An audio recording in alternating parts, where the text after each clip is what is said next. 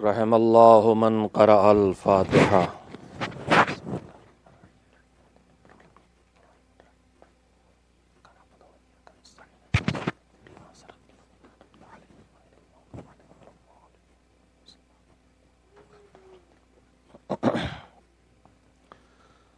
اعوذ باللہ من الشیطان اللعین الرجیم. بسم اللہ الرحمن الرحیم.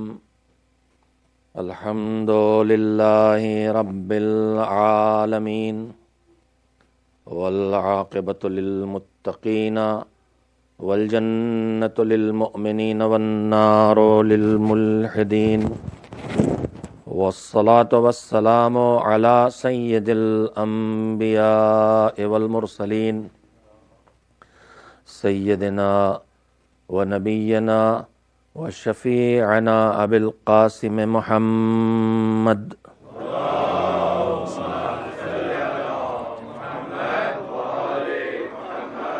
وآلہ الطیبین الطاہرین المعصومین المظلومین واللعنۃ الدائمۃ الباقیۃ علی اعدائہم اجمعین من الآن الی یوم الدین.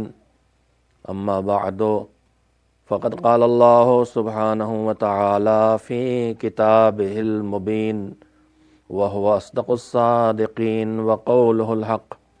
بسم اللہ الرحمن الرحیم. فأقم وجهك للدین حنیفا فطرة اللہ التي فطر الناس علیها لا تبدیل لخلق اللہ ذلك الدین القیم ولكن اکثر الناس لا يعلمون. صلوات بھیجیں محمد و آل محمد وسلم.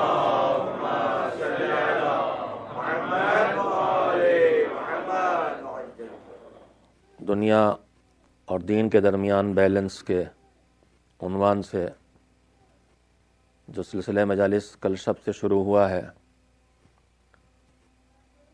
اس عنوان کے پیش نظر میں نے قرآن کریم کے 30ویں سورہ روم کی آیات میں سے 30ویں آیت، سورہ نمبر بھی 30 ہے اور آیت نمبر بھی 30 ہے، 30ویں آیت کی تلاوت کا شرف حاصل کیا ہے، جس میں پروردگار عالم نے پیغمبر خدا حضرت محمد مصطفیٰ صلی اللہ علیہ وآلہ وسلم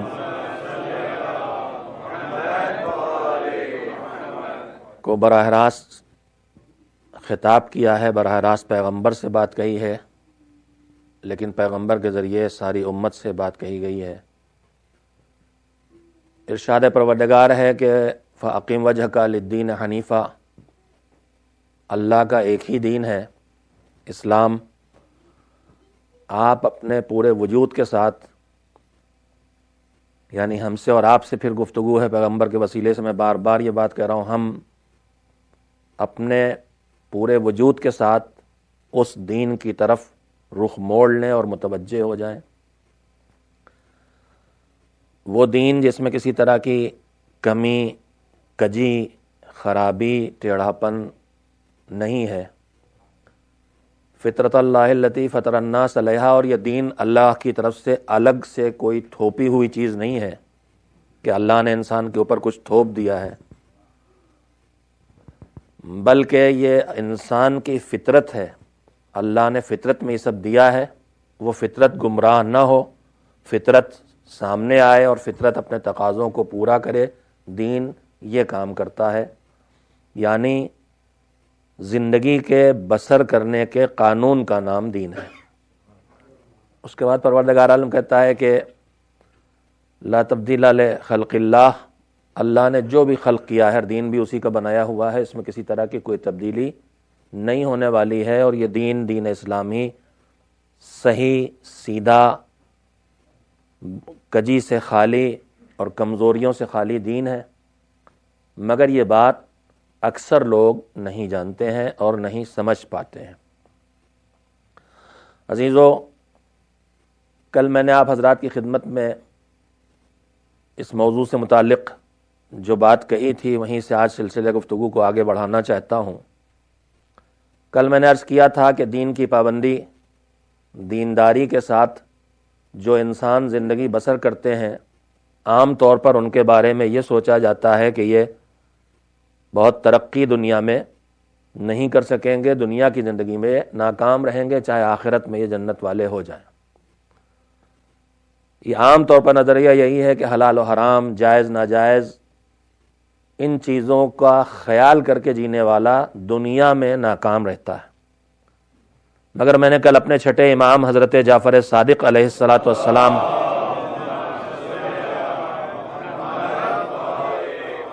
کا ایک ارشاد آپ کے سامنے پڑھا تھا، اسے آج صرف یاد دلا کے مربوط گفتگو کرنے کے لیے دہرا رہا ہوں۔ امام نے فرمایا دلوں کی 3 قسمیں ہیں۔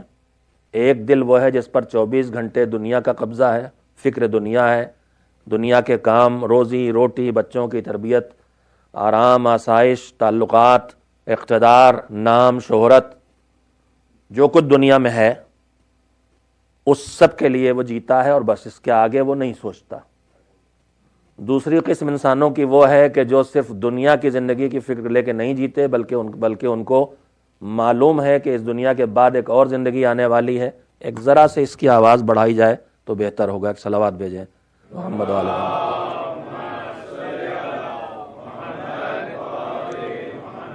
ایک اور صلوات مل جل کے بھیج دیں محمد و آل محمد علیہ السلام۔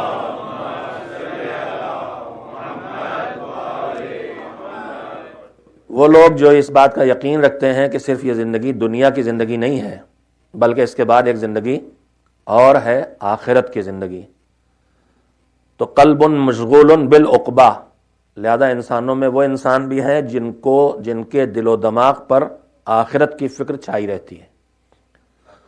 یہ 2 قسمیں ہمارے درمیان بہت عام طور پر دکھائی دیتی ہیں، لیکن تیسری قسم مولا نے بتائی ہے اور موجود بھی ہے۔ وہ قسم ہمارے درمیان وہ قسم کہاں ہے کہاں نہیں، یہ ڈھونڈنا ذرا مشکل کام ہے۔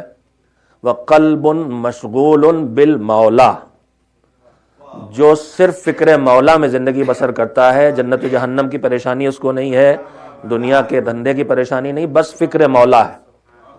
اب اس کے بعد امام نے فرمایا کہ جو صرف دنیا کے لیے جیتا ہے اس کی زندگی کا خلاصہ یہ ہے، کبھی آرام، کبھی سختی، کبھی نرمی، کبھی بیماری، کبھی صحت، کبھی خوشی، کبھی غم، کبھی مسند پر، کرسی پر، اقتدار پر، کبھی جیل میں۔ لہ الشدۃ والرخاء، اس سے آگے ان کی گاڑی نہیں بڑھتی ہے۔ لیکن اما القلب المشغول بالعقبہ، جو فکر آخرت لے کے جیتا ہے، یعنی دینداری کے پہلے زینے پہ قدم رکھ دیا اس نے، حلال و حرام کی فکر کرنے لگا کہ جہنم سے بچنا ہے، جنت جانا ہے، یہ نیکیاں کرنا ہے تاکہ جنت جائیں، اور برائیوں سے اپنے آپ کو بچانا ہے تاکہ جہنم سے بچ سکیں۔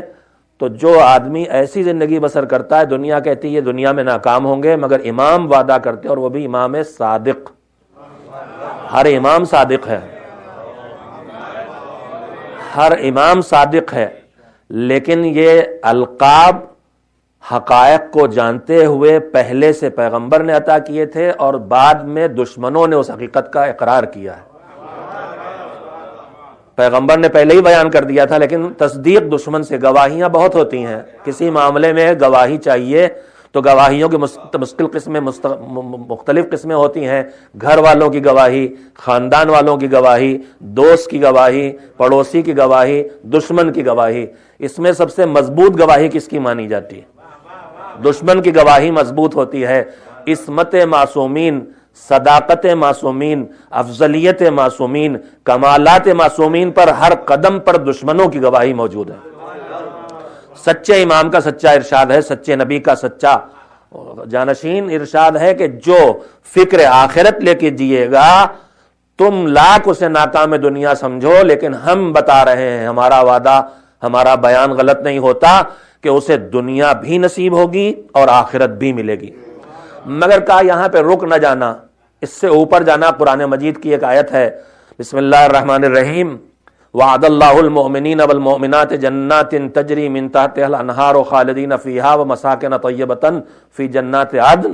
پہلے اتنے کا ترجمہ سن لیں بزرگوں سے معذرت کے ساتھ۔ اللہ کا وعدہ ہے تمام مومن مردوں سے بھی اور تمام مومنہ خواتین سے بھی، ہماری بہنیں اکثر بحث کرتی ہیں کہ ساری باتیں مردوں کے لیے ہوتی ہیں، لیکن اگر آپ غور کریں گے تو اللہ ذمہ داریاں جب ڈالتا ہے تو عام لہجہ اختیار کر لیتا ہے، یا ایھا المومنون کہتا ہے، لیکن جب ذمہ داریوں کی جزا اور جنت کی بات کر رہا ہے تو کہہ رہا ہے عورتوں سے بھی وعدہ، مردوں سے بھی وعدہ، شرط یہ ہے کہ انہیں ایمان والا ہونا چاہیے۔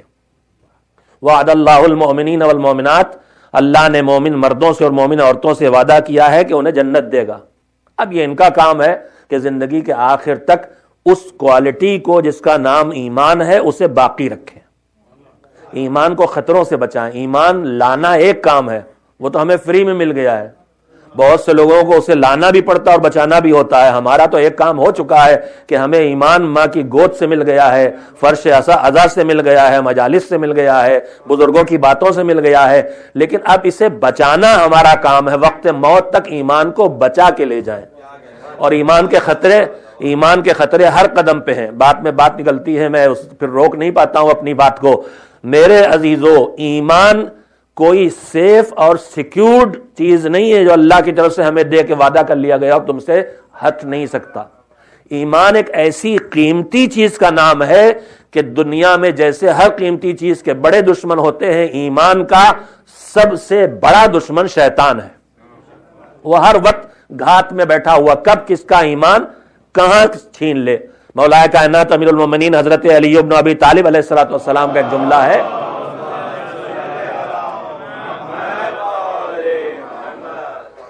امام نے فرمایا ایمان کے سلسلے میں کہ ایمان کو شیطان، کل میں نے کہا بھی تھا، گرہ کر کے کھولتا ہے، ایک دم سے لے کے نہیں بھاگتا ہے، تھوڑے تھوڑے چھوٹی چھوٹی غلطیاں کراتے کراتے آخر میں ایمان کو ہی چھین لے جاتا ہے۔ تو آخر حیات تک ہم کو اپنی ایمان کی حفاظت کرنا ہے۔ جب اس پر آ جائیں تو اللہ وعدہ کرتا ہے کہ اب جنت تمہیں ملے گی۔ البتہ اس وقت کا میرا موضوع نہیں ہے، لیکن دو جملے کہنے میں کوئی حرج بھی نہیں ہے۔ ایمان بنیادی شرط ہے جنت میں جانے کی، لیکن انسان ایمان کے ہوتے ہوئے جو غلطیاں کرتا ہے، مولا ہی کا وہ یہ بھی جملہ ہے کہ جب کوئی مومن کوئی جرم کرے، کوئی انسان جو ایمان والا اپنے کو کہہ رہا چوری کرے، مثلا بدکاری کرے، امام نے فرمایا جس وقت وہ کوئی گناہ کرتا ہے اس وقت وہ مومن نہیں ہوتا ہے، اور یہ سچی بات ہے۔ اگر اس وقت دماغ میں اللہ ہو، اس کا حاضر و ناظر ہونا ہو، جہنم کی سزا کا تصور ہو جو سب کا سب ایمان ہے، تو انسان گناہ کی طرف پھر نہیں جائے گا، کہیں نہ کہیں رک جائے گا۔ تو یہ ایمان آتا بھی ہے اور ایمان جاتا بھی ہے۔ اللہ کہہ رہا ہے مومنین سے، تمام مومن مردوں سے اور تمام مومنہ خواتین سے ہمارا وعدہ ہے کہ ہم انہیں جنت دیں گے۔ البتہ جنت کسی کو حساب و کتاب کے بعد صراط پر بجلی کی طرح سے راستہ پار کر کے مل جائے گی، کوئی اسی صراط پہ چلے گا، رینگتا ہوا جائے گا، وہ سارے تفصیلات آپ مجلسوں میں سنتے رہتے ہیں۔ مومن کو مالک جب مہربان ہوتا ہے تو اس کے گناہوں کی سزا کے طور پر دنیا کی زندگی کی سختیوں سے لے کے موت کی سختیاں گزار کے برزخ کی سختیاں دے کے جہنم کے عذاب سے بچا لینا چاہتا ہے۔ لیکن اگر آدمی اتنا گنہگار ہو کے گیا ہے کہ یہ ساری سختیاں بھی گزر جانے کے باوجود اب بھی پاک و صاف نہیں ہوا ہے، تو پھر اسے جہنم کی سختی کا مقابلہ بھی کرنا پڑے گا۔ لیکن آخر کار اگر ایمان پہ اٹھا ہے تو پروردگار عالم کہتا مومن مرد اور مومن عورتوں سے ہمارا وعدہ یہ ہے کہ ہم انہیں جنت دیں گے، جنات عدن۔ اور کہاں دیں گے؟ عدن کی جنتیں دیں گے، اور رہنے کے بہترین ٹھکانے بھی انہیں دیں گے۔ تو جنت پانے، جنت کی اعلیٰ منزلیں پانے کے اعلان کے بعد جس کے لیے میں نے آیت سنائی ہے، پروردگار عالم کہتا ہے کہ جنت پانے کے لائق بن کے یہ نہ سمجھ لینا کہ تم نے بہت بڑی کامیابی حاصل کر لی۔ جنت پانے کے لائق بنے مومن کو اللہ کہاں دیکھنا چاہتا ہے، نبی کہاں دیکھنا چاہتے ہیں، ائمہ کہاں دیکھنا چاہتے ہیں؟ کہ جنت پانے کے لائق بن جاؤ۔ اگر تمہیں یہ لگے کہ جنتی ہونے لائق تم ہو، تم نے اتنی نیکیاں کی ہیں، یہ تمہیں جنت تک پہنچا دیں گی، تم نے گناہ کی، ان پہ توبہ کی، ان پہ استغفار کیا، اللہ کریم معاف کر دے گا، جنت تک پہنچ جائیں گے۔ اگر اپنے آپ کو جنت پانے کے لائق بھی سمجھ لو تو اسے کامیابی سمجھنا، مگر بڑی کامیابی نہ سمجھنا۔ وَرِضْوَانٌ من اللہ اکبر، اللہ کی رضا سب سے بڑی چیز ہے۔ وَذَلِكَ هُوَ الْفَوْزُ الْعَظِيمُ، اور یہ ہے بڑی کامیابی۔ اور آپ سے بہتر فرق کو کون سمجھے گا؟ جنت کے لائق بن جانے والا خود تو جنت جاتا ہے، کسی کو لے جانے کے لائق نہیں ہوتا، لیکن رضائے پروردگار جو حاصل کر لے وہ تقسیم النار والجنہ بن جایا کرتا ہے۔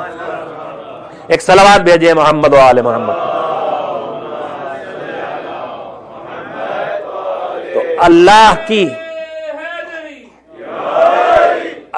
کی رضا کے لیے جینے والا، مولا کی مرضی اور خوشی کے لیے جینے والا، اللہ ہمارا مولا ہے، رسول ہمارے مولا ہیں، اور پھر مولا کائنات اور ائمہ طاہرین ہمارے مولا ہیں، ان کی خوشنودی کو پیش نظر رکھے۔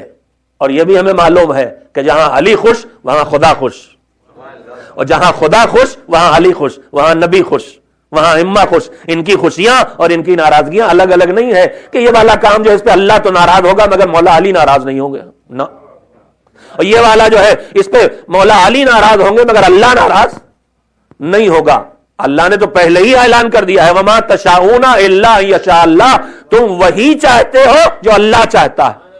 ان کا کچھ الگ اس سے معاملہ نہیں ہے۔ اس کی خوشی اور ناراضگی کا پتہ کیسے چلے؟ پتہ اس سے چلے کہ اگر یہ راضی ہے تم سے تو وہ راضی ہے، اور یہ ناراض ہے تو وہ ناراض ہے۔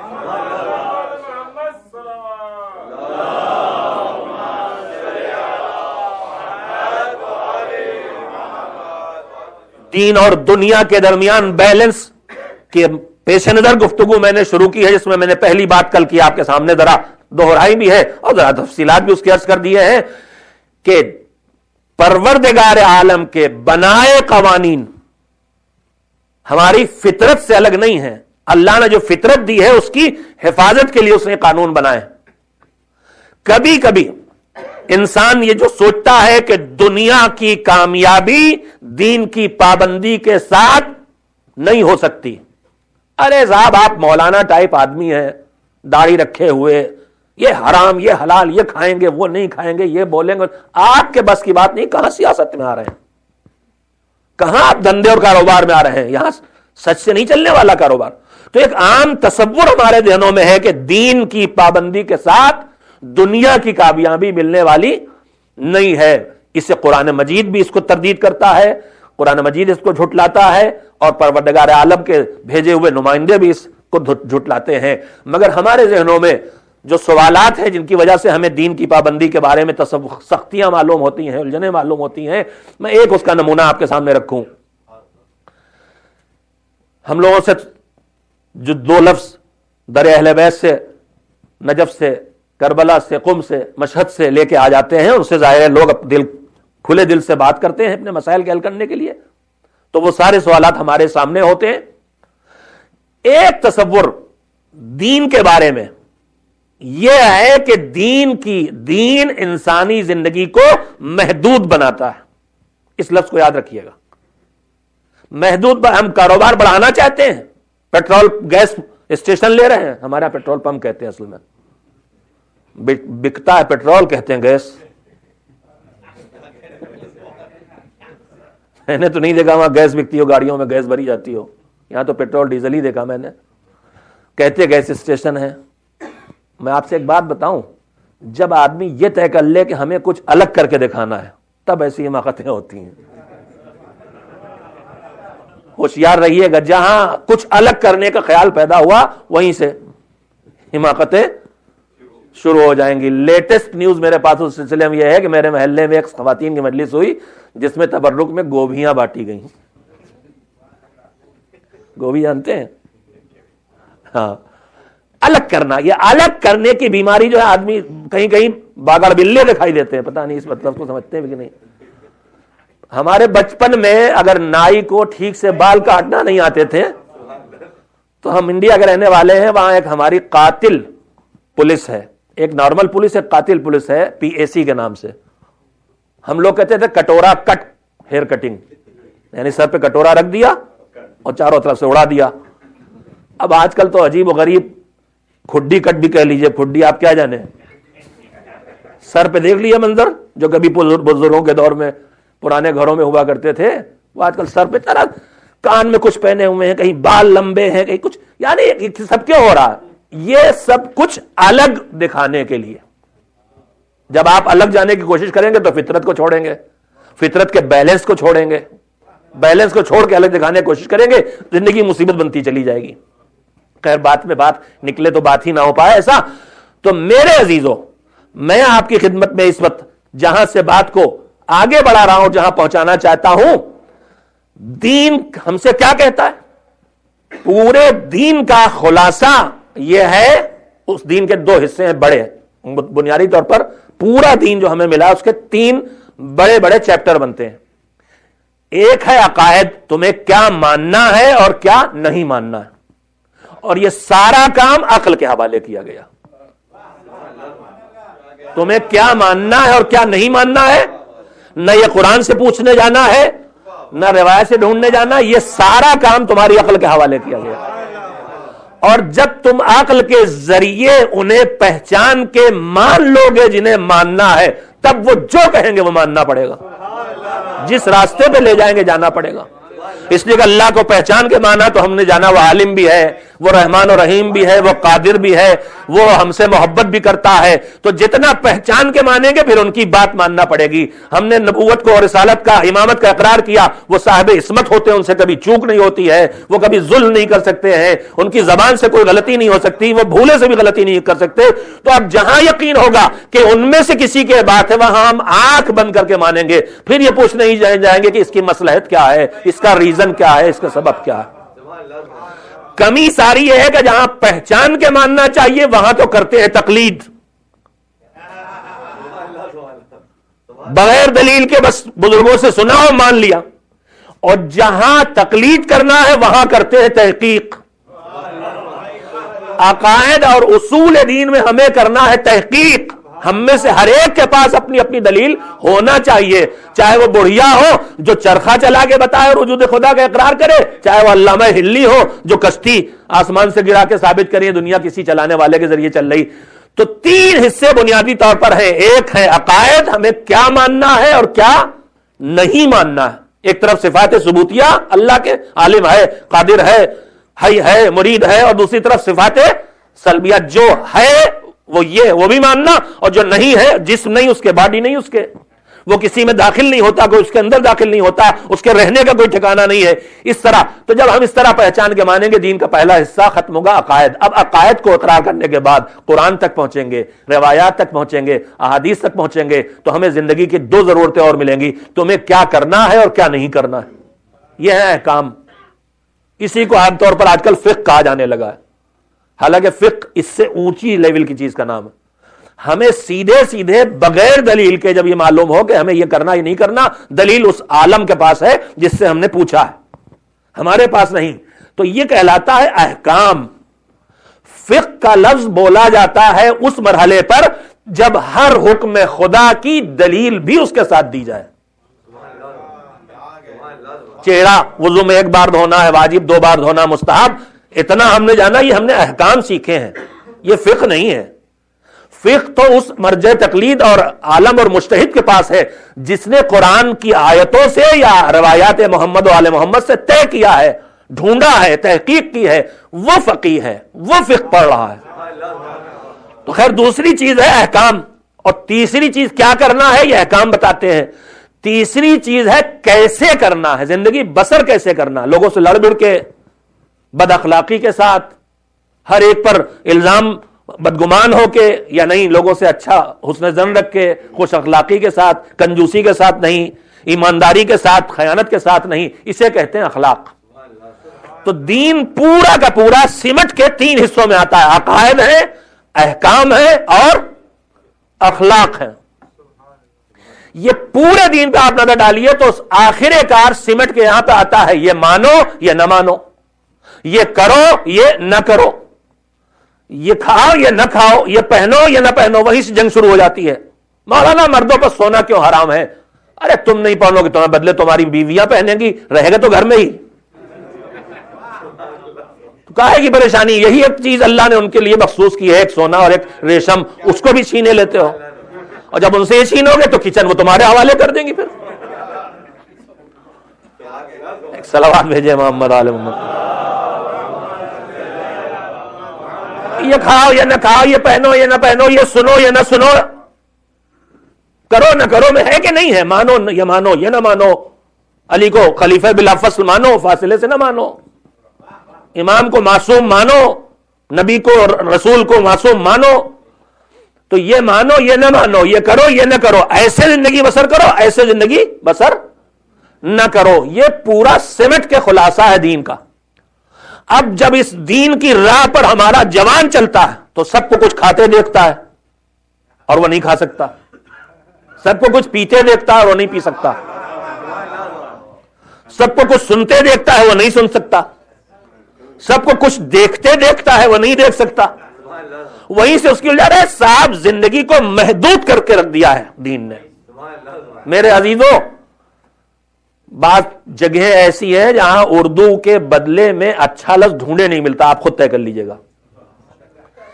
کہا یہ جاتا ہے کہ دین انسانی زندگی کو محدود کرتا ہے، یعنی لمٹس بنا دیتا ہے، اس کے بے شک لمٹس بناتا ہے، مگر لمٹ دو طرح کی ہوتی ہے، آپ متوجہ ہیں۔ ایک ہے یہ امام بارگاہ، اس کی بھی دیواریں ہیں، ہمارا اور آپ کا گھر ہے اس کی بھی دیواریں ہیں، دروازے ہیں، چھت ہے، تو ہم ان کے اندر ہیں کہ نہیں ہیں۔ لیکن ایک اور دیوار ہے، ایک اور دروازہ ہے، وہ ہے جیل کا۔ جیل کی دیوار اور گھر کی دیوار میں کیا فرق ہے؟ گھر کی دیوار باہر کے خطرے سے مجھے بچاتی ہے، ٹھنڈی ہواؤں سے بچاتی ہے، چور سے بچاتی ہے، جانور سے بچاتی ہے، مشکلات سے بچاتی ہے، اس کا کام ہے میری حفاظت کرنا۔ گھر کی دیوار میری حفاظت کرتی ہے اور جیل کی دیوار مجھے باہر جانے سے روکتی ہے، میری آزادی پہ قبضہ کرتی ہے، مجھے منمانا نہیں کرنے دیتی۔ تو جیل کی دیوار میری زندگی کو کرتی ہے محدود، لیکن گھر کی دیوار مجھے محدود نہیں کرتی، میری گھر کی دیوار مجھے کرتی ہے محفوظ۔ تو دونوں لفظوں کا فرق پہچان لیجئے، اگر ریسٹرکشن اور ہے، سیفٹی اور ہے، سیکیورٹی اور ہے۔ دین انسانی زندگی کو محدود نہیں کرتا ہے، دین انسانی زندگی کو محفوظ کر کے بچاتا ہے۔ ایک صلوات بھیج دے محمد و آل محمد علیہ وسلم۔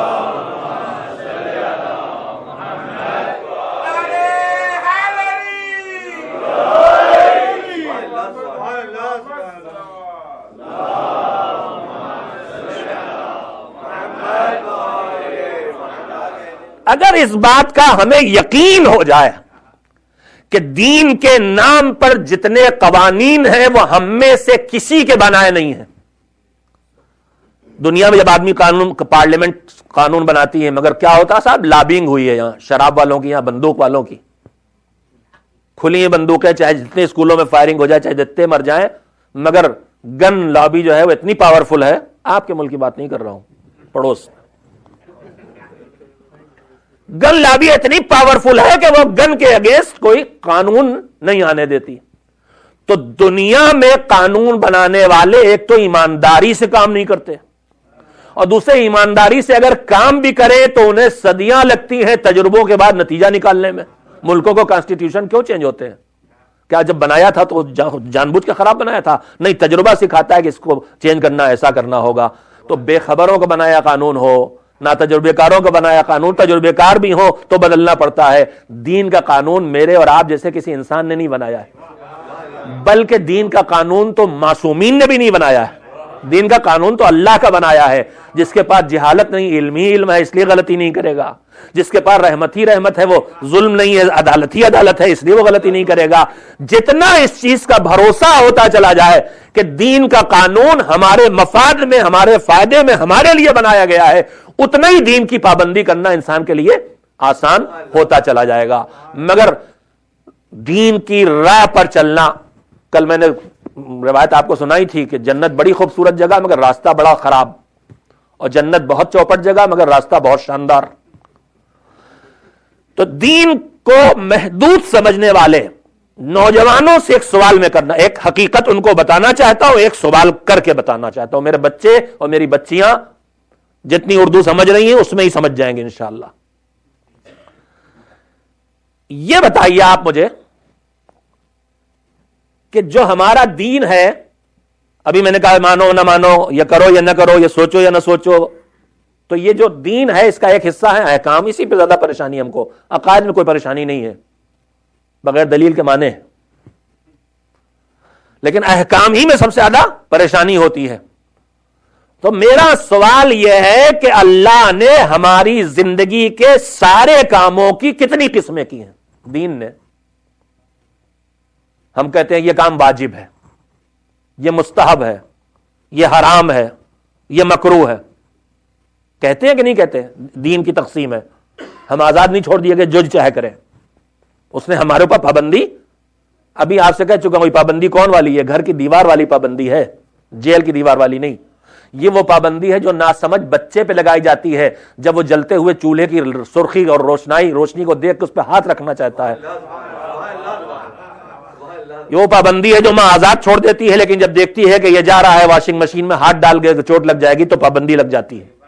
یہ پابندی وہ والی ہے. یہ وہ پابندی ہے جب بغیر کپڑوں کے گرم گھر سے باہر نکلنے لگتا ہے تو ماں دروازہ بند کر دیتی ہے، ٹھنڈک ہے پہلے کچھ پہنو تب باہر نکلو. یہ وہ والی پابندی ہے. یا نقصان سے بچانے کی پابندی ہے، یا زبردستی صبح دودھ تو پینا ہی پڑے گا اس کے بغیر تو اسکول جانے نہیں دیں گے. یہ بھی ایک زبردستی ہوتی ہے نا. سیریل کھاؤ تب جاؤ گے. تو یہ پابندیاں کاہے کے لیے ہوتی ہیں؟ یہ کرنا پڑے گا اس لیے کہ اسی میں تمہارا فائدہ ہے. تم ابھی بچے ہو، سمجھتے نہیں ہو، اور اس سے تمہیں رکنا ہے، اسی میں تمہارا نقصان فائدہ ہے. تم ابھی بچے ہو، تمہیں پتا نہیں. ویسے ہی مالک کہتا ہے تم بندے ہو، پوری زندگی گزار کے بھی اپنا نفع نقصان نہیں طے کر پاؤ گے، اور طے کرو گے دنیا کی چھوٹی سی زندگی کے لیے، آخرت کی باقی رہ جانے والی زندگی کے لیے نہیں طے کر پاؤ گے. یہ ہم ہی تمہیں بتا سکتے ہیں کہاں تمہارا فائدہ، کہاں تمہارا نقصان. تو اس نے کہا کچھ کام انسانی زندگی میں واجب، کچھ مستحب. دونوں کا فرق بھی آپ کو پتا ہے، بچوں کے لیے دوہرا رہا ہوں. جب کسی کام میں اتنا بڑا فائدہ ہوتا ہے اور چھوڑنے میں اتنا بڑا نقصان ہوتا ہے، یا میری ذات کا، یا میرے سوسائٹی کا، یا میرے کنبے کا، یا میرے جسم کا، یا میری روح کا، یا میرے مال کا، یا میری دنیا کا، یا میری آخرت کا، جب کوئی بہت بڑا فائدہ ہو کرنے میں اور بہت بڑا نقصان ہو چھوڑنے میں، تو اللہ اسے کر دیتا ہے واجب. چھوڑو گے تو پٹائی کریں گے. اللہ نہیں چاہتا کہ تم یہ نقصان اٹھاؤ، اللہ نہیں چاہتا کہ تم اس فائدے سے محروم رہو. تمہیں نہیں پتا، ہمیں تو پتا ہے کہ اس سے کرنے میں تمہیں کیا کیا فائدے ملنے والے ہیں. تمہیں نہیں پتا ہے، ہمیں معلوم ہے نا. تو ہم زبردستی کریں گے تمہارے ساتھ، اس لیے ہم یہ نہیں چاہتے کہ تمہیں نقصان ہو. جس میں کرنے میں تو بہت بڑے فائدے ہیں لیکن چھوڑنے میں اتنے بڑے نقصان نہیں ہیں، اس کو کیا کر دیتا ہے؟ مستحب فلسفی سمجھ لیں. یوں نہیں اللہ نے خالی ایک مشین لگائی اور اس میں بٹن دبانا شروع کیے اور لاٹری نکلتی رہی، یہ واجب یہ مستحب. نہیں، ہر جگہ حکمت ہے، ہر جگہ مصلحت ہے، ہر جگہ ریزن ہے، ہر جگہ اس کی علم و قدرت اور اس کی رحمتوں کی بھرمار ہے. تو نیکیوں کی دو قسمیں، ایک واجب ایک مستحب. ادھر برائی کی بھی دو قسمیں. اتنا نقصان دہ تمہارے لیے کہ تمہیں نہیں پتا، مگر ہم نہیں چاہتے کہ یہ کام کرو اور تمہیں نقصان پہنچے. تمہارا دل مر جائے، تمہاری روح مر جائے، تمہارے جسم کو نقصان ہو، تمہارے کنبے کو، اسے ہم حرام کر دیں گے. ہمیں پتا ہے کہ جب غیبتوں کرو گے تو گھروں میں آگ لگے گی. ہمیں معلوم ہے کہ جب چغلخوری ادھر کی ادھر کی ادھر پہنچاؤ گے تو فیملیاں ٹوٹیں گی. تمہیں نہیں پتا مگر ہمیں پتا ہے، اس لیے ہم پہلے سے حرام کیے دے رہے ہیں. خالی تم ہمارے اوپر ایمان لاؤ، ہم پہ بھروسہ کرو، پھر جو ہم تم سے کہتے جاؤ وہ کرتے جاؤ، جس سے روکتے جاؤ اس سے رکتے جاؤ. تو حرام وہ ہے جس کے کرنے کا نقصان اتنا بڑا ہے کہ اللہ نہیں چاہتا کہ کرے، اور چھوڑنے میں فائدہ اتنا بڑا ہے کہ چاہتا ہی پہنچے اس تک فائدہ. اور مکروہ وہ ہے کہ جس کے کرنے میں کوئی بڑا نقصان نہیں ہے، چھوڑنے میں فائدہ ہے، تو ایسے کاموں کو مکروہ کر دیتا ہے. تو پابندی واجب اور مستحب سے لگی اور حرام اور مکروہ سے لگی، مگر اس میں بھی دو پابندیاں ڈھیل والی ہیں. مستحب میں تو ڈھیل ہے نا، دیر میں نماز شروع کی تو چلو آج بغیر اذان کے صرف اقامت سے نماز پڑھ لیں. نہیں، اللہ نے گنجائش رکھی ہے تو اس نے خود ڈھیل دے رکھی ہے. پابندیاں جو میں نے گنائی آپ کو ان میں بھی ڈھیل ہے، اس لفظ کو یاد رکھیے گا. 4 پابندیاں ہیں، واجب بغیر ڈھیل والی، مستحب ڈھیل والی، مکروہ حرام بغیر ڈھیل والی پابندی، اور مکروہ ڈھیل والی پابندی. ان چاروں قسموں کے علاوہ ہمارے کاموں کا کیا نام ہے؟ نماز پڑھی واجب، اذان و اقامت کہی مستحب، غیبت سے بچایا حرام سے بچے، مسجد میں آ کے گندگی نہیں پھیلائی، گندگی پھیلاتے تو مکروہ ہوتا، صفائی کی مستحب کام کیا. یہ 4 قسمیں میرے کاموں کی ہیں، لیکن کیا یہی سارے کام انہی 4 قسموں کے اندر ہیں؟ نہیں شاید اب بات نہیں پہنچی. ہمارے سارے کام ان 4 قسموں کے اندر نہیں, ایک 5ویں قسم ہے. وہ کیا ہے؟ کہ یہ جائز ہے, یہ مباح ہے. ہم پانی گلاس میں پیئیں, اسٹیل کے گلاس میں پیئے کہ شیشے کے گلاس میں, اللہ اس سلسلے میں ہمیں کوئی پابندی نہیں لگاتا. ہم ٹھنڈا پانی پیئیں کہ سادہ پانی پیئیں, مثال کے طور پر کرسی پہ بیٹھے, فرشیدہ پہ بیٹھے, اللہ ہمارے اوپر اس طرف سے کوئی ہدایت ہمیں نہیں دیتا. یہ سارے کام کیا کہلاتے ہیں؟ جائز اور مباح. میرے جوانوں جو کہتے ہو اللہ نے ہماری زندگی کو محدود کر رکھا, پابندیاں ہی پابندیاں, آزادی ہے ہی نہیں. ذرا غور کیجئے کہ آپ جو کہہ رہے ہیں کیا صحیح ہے؟ فقیہ کے پاس گئے ہم, اور ہمارے جانے سے پہلے ہمارے فقہا نے کتابیں لکھ ڈالی ہیں, پوری زندگی میں انسان کے جتنے واجبات ہیں سب کی گنتی کر کے لکھ دیے. اتنے واجبات, اتنے کام مستحب ہیں, اتنے کام حرام ہیں, اتنے کام مکروہ ہے. توجہ دے, وقت لیا اس بات کے لیے لیا ہے. تو فقیہ نے, علماء نے, فقہا نے گنتی کر دی واجبات کی, حرام کی گنتی کر دی, مکروہ کو گن کے لکھ دیا, فہرستیں لسٹیں بنا دی. مثلا شہید دستغیب کی کتاب گناہان کبیرہ کے نام سے ہے کہ نہیں ہے؟ اس طرح بہت سی کتابیں کیا واجبات ہیں ان کی پوری فہرست ہے, حرام فہرست ہے, مکروہ فہرست ہے, مستحب فہرست ہے. ہم نے کہا آپ عالم وقت ہے جہاں اتنی زحمت کی ہے, ہمارے ان کاموں کی بھی لسٹ بنا دیجئے جو جائز اور مباح ہیں. تو بڑے سے بڑا فقیہ کہے گا یہ ہمارے بس کی بات نہیں ہے. لہذا نتیجہ کیا نکلا؟ واجب گنتی کے ہیں, مستحب گنتی کے ہیں, حرام گنتی کے ہیں, مکروہ گنتی کے ہیں. جو انگنت ہے وہ ہے جائز کی دنیا اور مباح کی دنیا.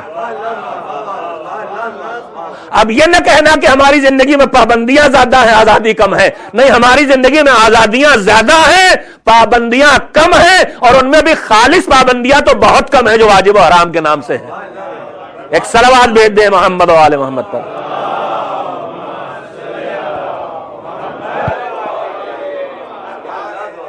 ایک اور صلوات بھیج دیں محمد و آل محمد علیہ السلام. بس چند منٹ میں ایک بات اور اس کی تکمیل کے لیے, ایک دلیل اور دی جاتی ہے جب ایک دوسرے کو ہم ٹوکنا شروع کرتے ہیں, روکنا شروع کرتے ہیں, جو ہماری ڈیوٹی ہے, امر بالمعروف اور نہی عن المنکر. کوئی آدمی برائی کر رہا ہے تو اسے روکو. بھائی کوئی آدمی اگر کنویں میں گرا جا رہا ہے تو ہمارا کام کیا؟ ہم کہیں چھوڑو, گرتا گرنے دو. انسانیت کہے کہ نہیں بھائی اس کو ہاتھ پکڑو, روکو. نابینا اگر سڑک پار کر رہا, گاڑی آ رہی تو ہم پکڑ کے روک لیں گے اندھے کو, تو انسانیت ہی ہوگی نا. کہ کنویں میں گرنے جا رہا تھا, ٹرین کے سامنے پھاندا پڑ رہا تھا, یا گڈھے میں پیر رکھ رہا تھا. انسانیت کا تقاضا یہ ہے, نہ کریں تو برے کہلائیں گے, کریں گے تو سب تعریف کریں گے, بڑا اچھا کام کیا. اب کبھی کبھی اچھا کام آدمی سے ہو جاتا ہے, کرتا نہیں. کہیں ہمارے یہاں بڑے بڑے دریا بہتے ہیں, ایک بچہ غلط دیکھنے کے لیے تماشا لوگ کھڑے تھے, پل کے اوپر سے گر پڑا. تو سب لوگ چیخے چلائے, کس کی ہمت گوندے. ایک مرتبہ سب نے دیکھا کہ ایک صاحب نے چھلانگ لگائی اور بچے کو نکال کے تیر کے کنارے لے آیا. اب سب لوگ گھیر کے کھڑے ہو گئے, بڑے ہمت والے آپ ہیں, بڑا بڑا کام کیا, کیا جان بچائی آپ نے, بہت بڑا کام کیا ہے, اتنا بڑی بہادر انسان تو دیکھا نہیں. سب تعریفیں ہوتی رہیں تو آخر میں کہنے لگے کہ اچھا یہ تو بتاؤ کہ مجھے دھکا کس نے دیا تھا.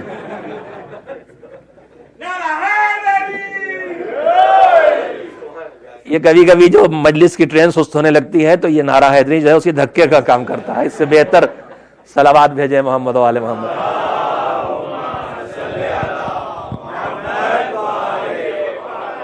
کبھی کبھی ایک بحث کی جانے لگتی ہے, جہاں کسی نے کہا بیٹا یہ ایسے یہ کیوں کر رہے ہو, کہا آپ. ایک تو خیر اس سے پہلے ایک اور جواب ملنا یہیں ملا ہے, کینیڈا نہیں مغربی دنیا, مائنڈ یور اون. اب پتہ نہیں بزنس ہے کہ بزینس ہے, وہ اپنی راہ لیجئے, ہمیں جو کرنا کرنے دیجئے. اسی کو مذہبی لہجے میں پکی دلیل دی جاتی ہے, صاحب لا اکراہ فی الدین. ہم نے کہا بیٹا نماز نہیں پڑھتے, کہا آپ ہی نے قرآن میں پڑھا ہے لا اکراہ فی الدین. اچھا اتفاق کی بات, آیت الکرسی کا حصہ سب کو یاد ہے, اور پوری آیت الکرسی کا ٹرانسلیشن یاد ہو چاہے نہ یاد ہو, اتنے میں سب فقی ہیں.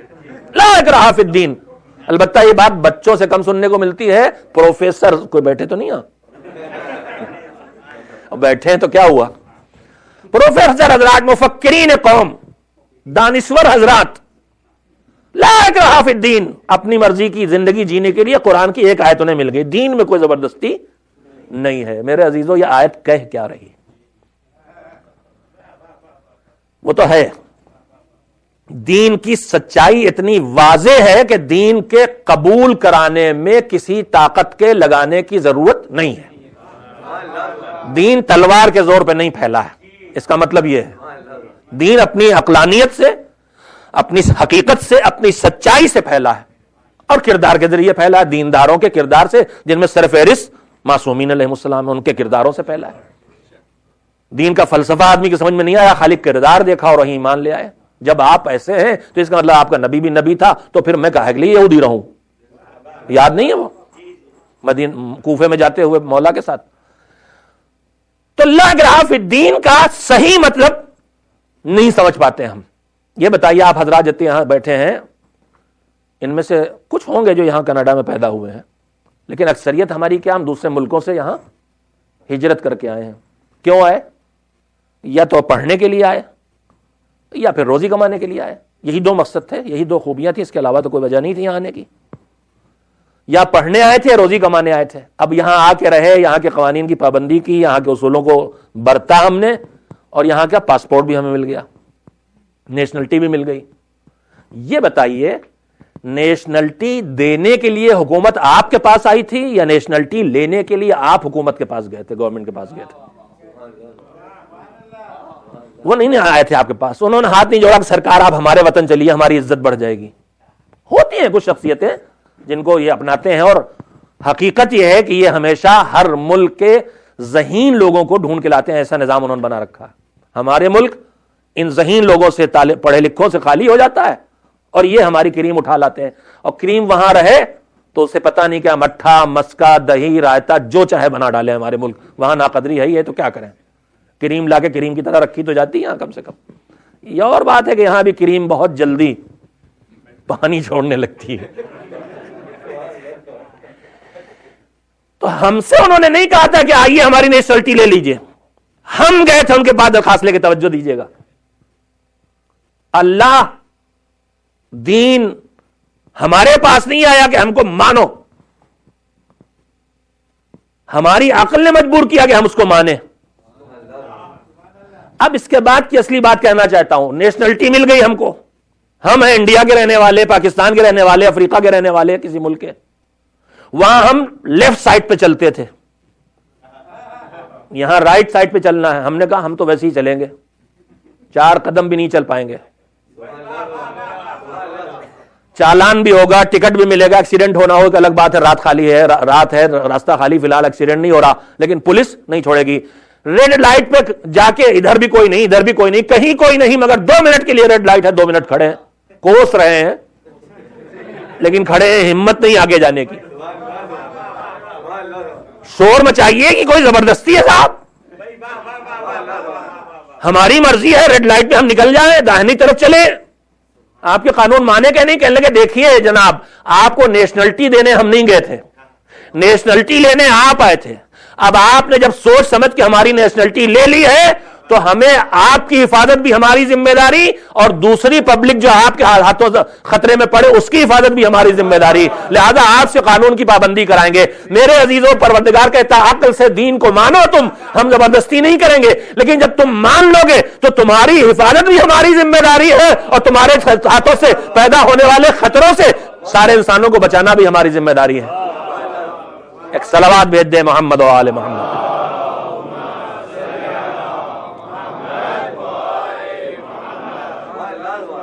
ایک اس سے بہتر صلوات بھیج دے محمد و آل محمد۔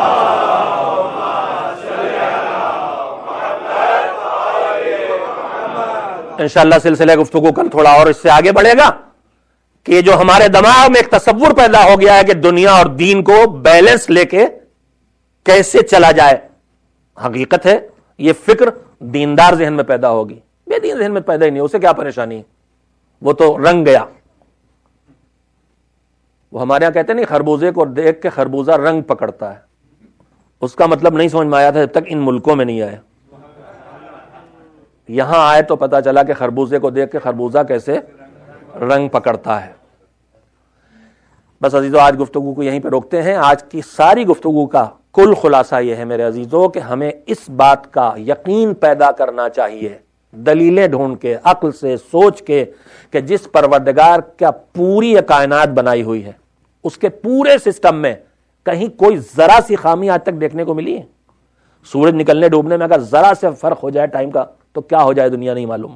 یہ جو چاند اور سورج اور زمین سب گھوم پھر رہے ہیں، ان کے اندر جو جتنے فاصلے ہیں، گیپس ہیں، ان فاصلوں میں اگر چھوٹی سی تبدیلی ہو جائے تو سب تباہی ہو جائے گی کہ نہیں؟ آج تک سارے انسان مل کے اس کائنات کے خالق کے کام میں، خلقت کے کام میں کہیں کوئی کمی ڈھونڈ نہیں سکے ہیں۔ تو ہم اور آپ مومن ہیں، مسلمان ہیں، یعنی یہ مانتے دین بھی اسی کا بنایا ہے جس نے یہ کائنات بنائی ہے، تو پھر دین میں بھی غلطی نہیں ہو سکتی۔ ہم جسے دین سمجھ لیں وہ غلط ہو ایک الگ بات ہے، وہ ہماری غلطی ہے۔ ہم نے اسے دین سمجھ لیا تو دین ہے ہی نہیں، یا دین کی بات تو سمجھی لیکن ہماری چھوٹی سی عقل میں نہیں آئی۔ کیا دنیا میں جو لوگ کتابیں لکھتے ہیں، ہر کتاب پڑھنے میں، چاہے وہ آپ ہی کا سبجیکٹ کیوں نہ ہو، چاہے آپ اس کے ایکسپرٹ ہی کیوں نہ ہو، فلاسفی کی کتاب آپ فلاسفی پڑھی ہے آپ نے، لیکن کیا ہر کتاب کا ہر بات سمجھ میں آ جاتی ہے؟ کچھ باتیں سمجھ میں نہیں آتی، مگر آدمی ان کو کنارے رکھ دیتا ہے کہ جس نے اتنی صحیح باتیں لکھی ہیں وہ یہ بھی صحیح لکھی ہوں گی، میں نہیں سمجھ پا رہا ہوں۔ دین کے معاملے میں سب سے اچھی دلیل یہی کہ اس پوری کائنات میں اس بنانے والے کی طرف سے ایک چھوٹی سی بھی کمی اگر آج تک ڈھونڈے نہیں ملی تو اس بات کی دلیل ہے کہ دین کے احکام صحیح طور پر اگر ہم ان تک پہنچ جائیں تو پھر اس میں کسی کمی اور کسی غلطی کا کوئی امکان نہیں ہے۔ ہوتا یہ ہے کہ ہم بہت سی ایسی چیزیں جو دین نہیں ہیں ان کو دین سمجھ لیتے ہیں، اور جو اصل دین ہے وہاں تک ہم پہنچ نہیں پاتے ہیں، جس کے لیے بہرحال مذہب نے ایک راستہ طے کیا ہے کہ یا خود مجتہد بنو یا مجتہد سے مسئلے کو پوچھو اور اس پر عمل کرو، یعنی مقلد بنو۔ آج کی کل خلاصہ یہی ہے کہ دین اور دنیا کا بیلنس برقرار رکھنے کے لیے نظام دین کو جتنا ہم زیادہ سمجھیں گے اتنا بیلنس رکھ سکیں گے۔ میں کل انشاءاللہ آپ کی خدمت میں عرض کروں گا کہ کہیں کہیں ہم کام دین کے کرتے ہیں اور سمجھتے ہیں ہم دنیا داری میں پڑے ہوئے ہیں اور بلا وجہ کڑتے رہتے ہیں۔ ہوتا ہے کام دین کا اور ہم سمجھتے ہیں دنیا داری ہو رہی اور کڑتے رہتے ہیں۔ اللہ کو مانتے ہیں، دین کو مانتے ہیں، قبول کرتے ہیں، دل چاہتا ہے ٹھیک آدمی بنے، مگر کرتے ہیں وہ ہم سمجھتے ہیں کہ غلط کر رہے ہیں، بے خبری ہوتی ہے، بے توجہی ہوتی ہے۔ تو آپ کی خدمت میں یہ ساری گفتگو آئے گی انشاءاللہ۔ آج بات کو ختم کرتے ہوئے کہنا چاہتا ہوں میرے عزیزو کہ پورے دین کی صحیح سمجھ کے ساتھ، پورے شعور اور بصیرت کے ساتھ سمجھ کے جنہوں نے پہنچایا اپنے سر کٹا کے، وہ کون تھے؟ وہ تھے کربلا والے۔ وہ کربلا والے جنہوں نے اسی دین کا پیغام اور صحیح دین کا پیغام کہ اس دین کی بھیڑ میں، دین کے نام سے جو بھیڑ لگائی گئی ہے، اس بھیڑ میں صحیح کو پہچانو اور اسے پہنچاؤ اور بچاؤ۔ دو حصے ہیں کربلا کے مجاہدین کے، ایک مردوں پہ مشتمل ہے، ایک خواتین پہ مشتمل ہے۔